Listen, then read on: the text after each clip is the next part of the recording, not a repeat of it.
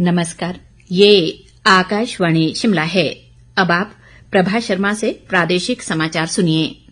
मुख्यमंत्री सुखविंदर सिंह सुक्खू ने कहा है कि पूर्व भाजपा सरकार जल विद्युत और अन्य परियोजनाओं के लिए समझौता ज्ञापन पर हस्ताक्षर करते समय राज्य के हितों की रक्षा करने में विफल रही है। शिमला में चल रहे प्रदेश विधानसभा के मानसून सत्र के आज दूसरे दिन प्रश्नकाल के दौरान सुखविंदर सिंह सुक्खू ने कहा कि भाजपा ने राज्य के हितों के खिलाफ धौलासिद्ध, लुहरी और सुन्नी जल विद्युत परियोजनाओं के लिए समझौता ज्ञापन पर हस्ताक्षर किए। कांग्रेस सरकार ने राज्य के हित में अपने स्वयं के संसाधनों से बल्क ड्रग परियोजना को क्रियान्वित करने का निर्णय लिया है। इससे पूर्व विधायक केवल सिंह पठानिया के सवाल के जवाब में उद्योग मंत्री हर्षवर्धन चौहान ने कहा कि राज्य सरकार बल्क ड्रग पार्क के लिए पूरी तरह से गंभीर है और केंद्र सरकार की गाइडलाइन के मुताबिक इस प्रोजेक्ट का निर्माण कार्य 31 मार्च 2026 तक पूरा कर लिया जाएगा। उद्योग मंत्री ने कहा कि प्रोजेक्ट की महत्ता को देखते हुए राज्य सरकार अपने स्तर पर इस प्रोजेक्ट के लिए 1000 करोड़ रुपए का बजट खर्च करेगी।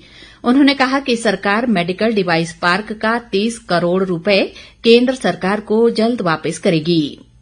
हर्षवर्धन चौहान ने कहा कि इस प्रोजेक्ट के शुरू होने से प्रदेश में 50,000 करोड़ रुपए के निवेश की संभावना है और इससे 20,000 लोगों को रोजगार मिलेगा। उन्होंने कहा कि प्रोजेक्ट पर काम शुरू हो गया है और इसके लिए राज्य सरकार ने भी 50 करोड़ रुपए के बजट को मंजूरी दे दी है। उद्योग मंत्री ने विधायक सतपाल सत्ती के अनुपूरक सवाल के जवाब में कहा कि इस प्रोजेक्ट के लिए पैसा राज्य कार्यान्वयन एजेंसी को आएगा। प्रोजेक्ट के काम के लिए टेंडर की प्रक्रिया को अपनाया जाएगा। मुख्यमंत्री ने विधायक डॉक्टर जनकराज के सवाल के उत्तर में कहा कि राज्य सरकार अगले 9 महीनों में करुणामूलक आधार पर सभी आश्रितों को नौकरी उपलब्ध करवा देगी। उन्होंने कहा कि प्रदेश में करुणामूलक आधार पर रोजगार प्रदान करने के 1415 मामले लंबित हैं।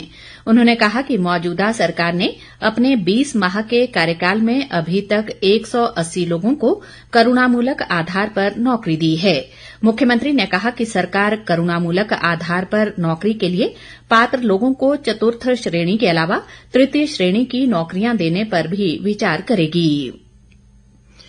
मुख्यमंत्री सुखविंदर सिंह सुक्खू ने कहा है कि सरकार वनों के अवैध कटान से सख्ती से निपटेगी और दोषियों के खिलाफ कार्रवाई करेगी। उन्होंने कहा कि सराज वन मंडल के बंजार में सुराग शिल्ह जंगल में काटे गए हरे पेड़ों के अवैध कटान के मामले में आरोपी ठेकेदार पर 99 लाख रुपए से अधिक का जुर्माना लगाया है। उन्होंने कहा कि इस घटना में जो जांच हुई है उसमें 16 पेड़ अवैध रूप से काटने की जानकारी सामने आई है। उन्होंने कहा कि यदि इस मामले में और तथ्य आएंगे तो उस पर भी कार्रवाई की जाएगी।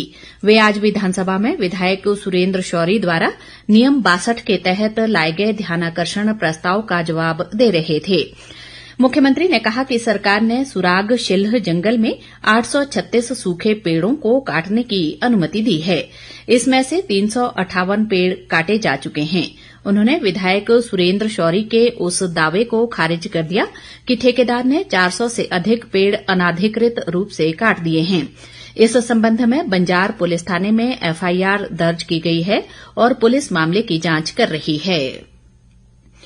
प्रदेश की कांग्रेस सरकार राज्य में सांपों के काटने से होने वाली मौतों के मामले में संबंधित परिजनों को मुआवजा देने पर विचार करेगी। इसके लिए सरकार राहत मैनुअल में आवश्यक संशोधन करेगी।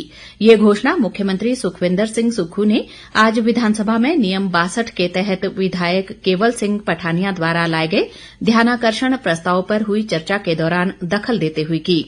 उन्होंने राजस्व मंत्री से इस संबंध में आवश्यक अध्ययन करने को भी कहा।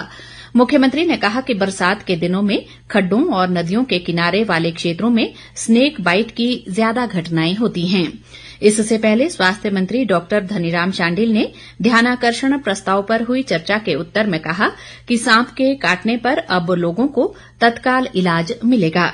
इसके लिए सीएचसी और पीएचसी स्तर पर एंटी स्नेक वेनम इंजेक्शन उपलब्ध करवाने के साथ ही हर 108 एम्बुलेंस में भी एंटी स्नेक वेनम इंजेक्शन रखे जाएंगे। उन्होंने कहा कि कांगड़ा जिले के सभी सीएचसी में एंटी स्नेक वेनम उपलब्ध है। इसी के साथ ये समाचार बुलेटिन समाप्त हुआ। नमस्कार।